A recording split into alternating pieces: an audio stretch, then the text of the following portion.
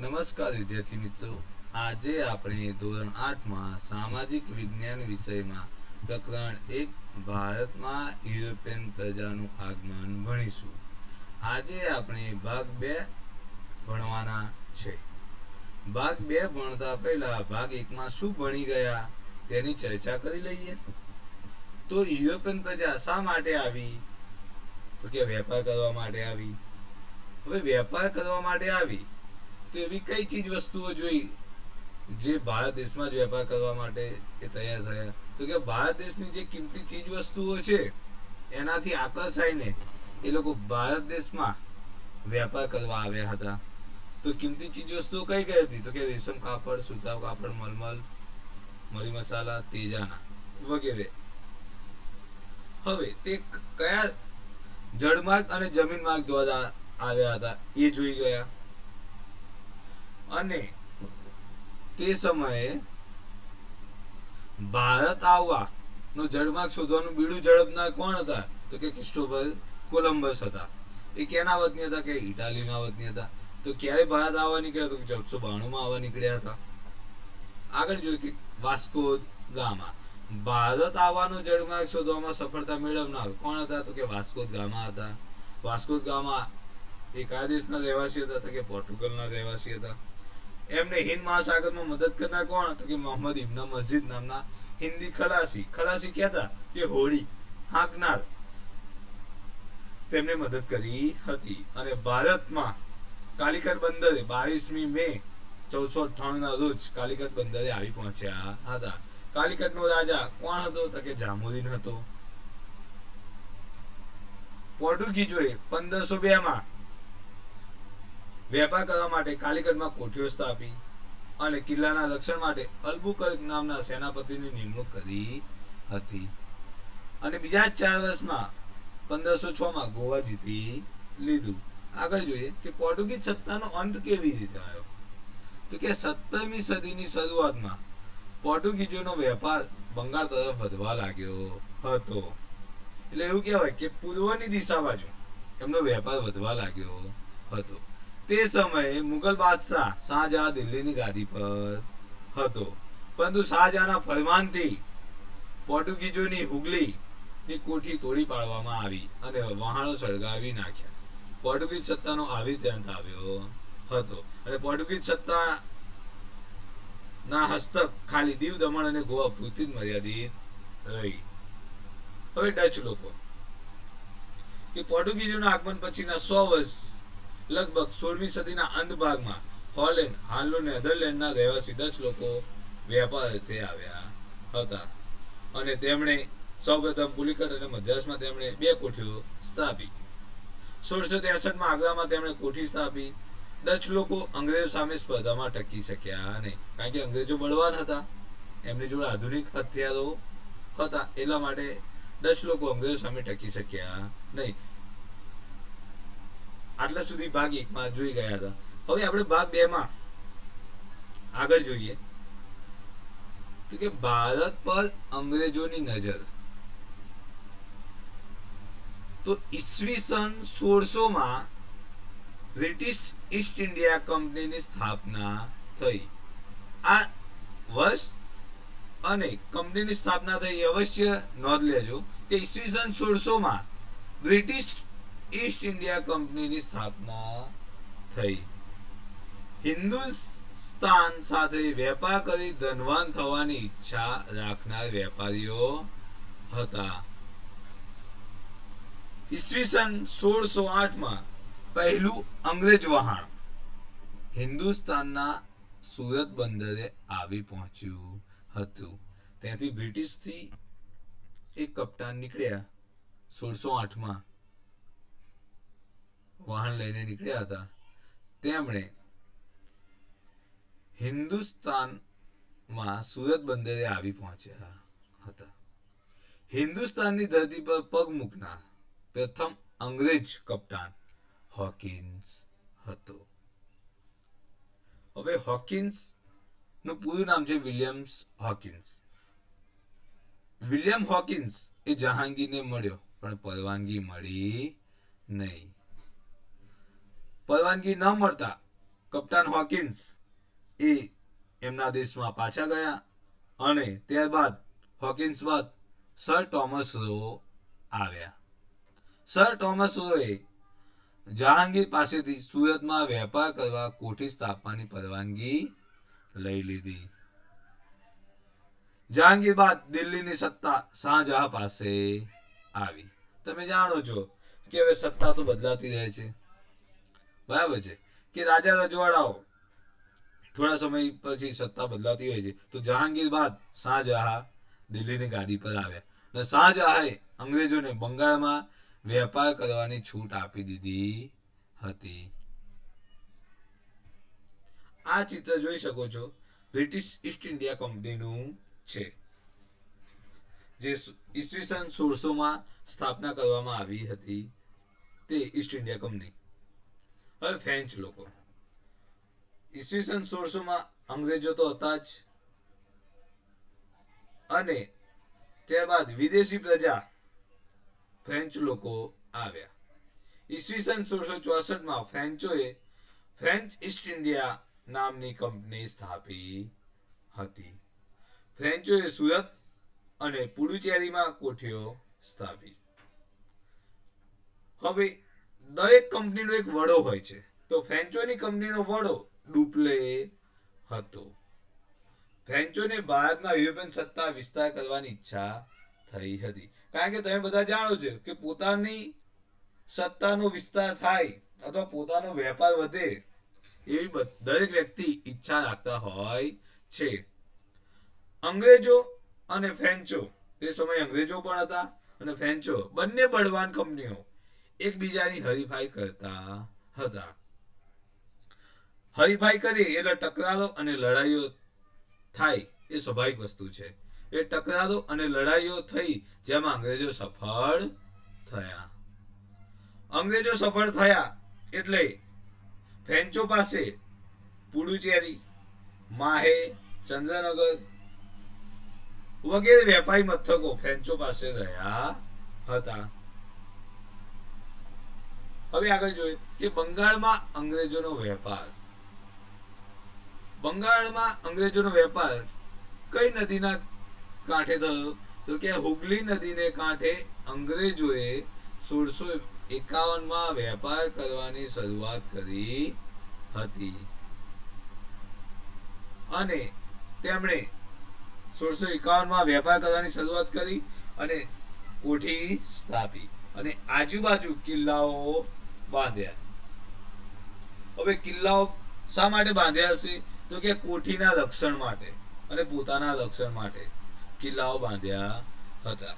મુગલ બાદશાહ ઔરંગઝેબ પાસેથી વાર્ષિક ખંડણી રકમના બદલામાં કરવેરા આપ્યા વિના વેપાર કરવાની પરવાનગી મેળવી લીધી હતી. જ્યાં કરવેરો છે એ સરકારની આવક છે.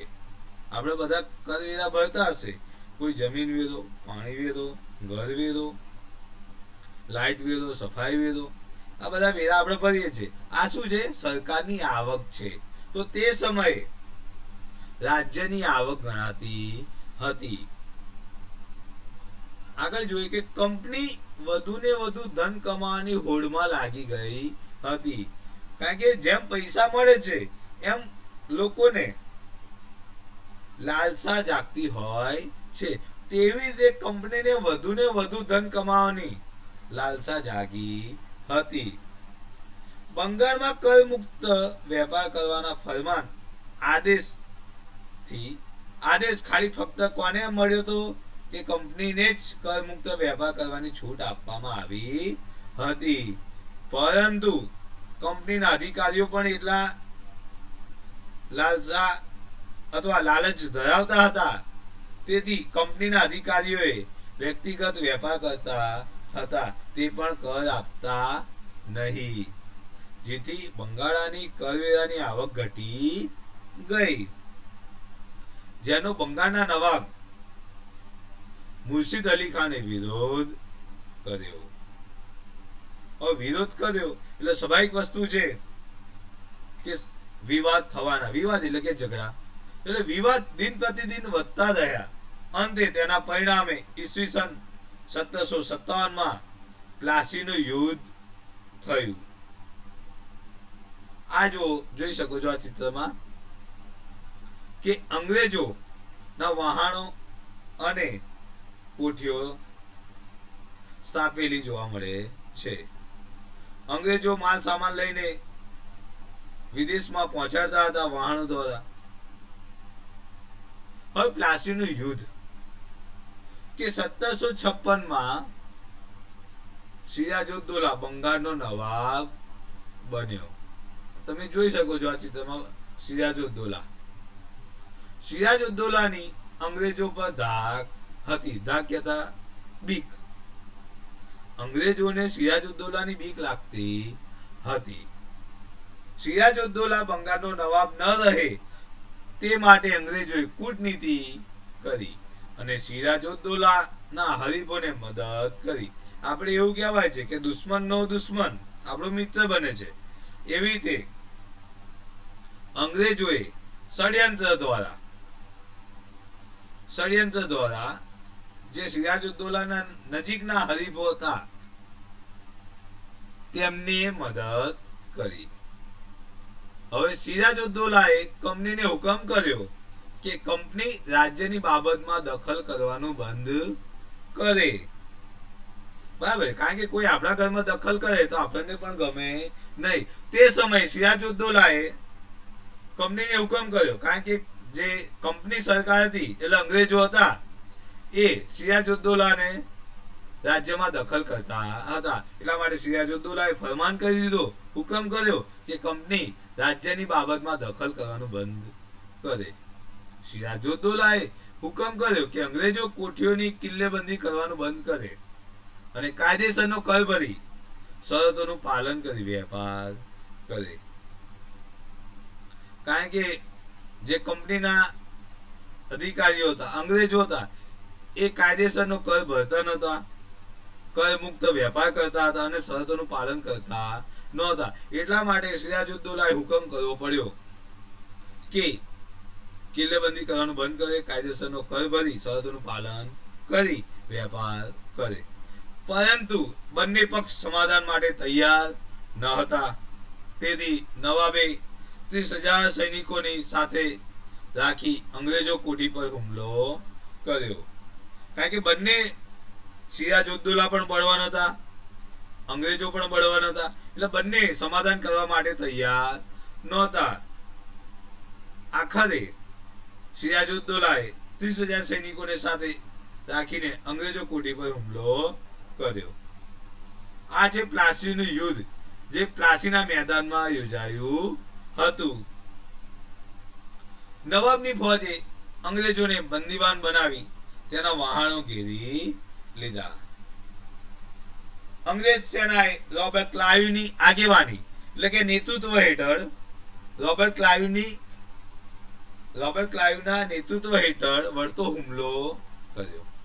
રોબર્ટ ક્લાઇવે સિરાજુદ્દૌલાના એક સેનાપતિ મીર જાફરને નવાબ બનાવવાની લાલચ આપી મદદ માંગી તેને રાજી કરી લીધો હતો. જે સિરાજુદ્દૌલાનો જે સેનાપતિ હતો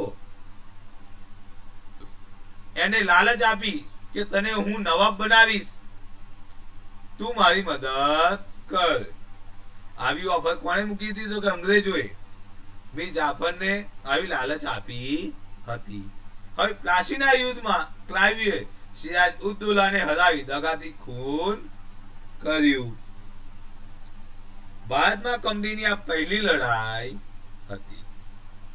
ભારતમાં અંગ્રેજોની સત્તાની શરૂઆત થવાની હતી. આ લડાઈથી, જે પ્લાસીના યુદ્ધના લડાઈથી ભારતમાં અંગ્રેજોની સત્તાની શરૂઆત થવાની હતી.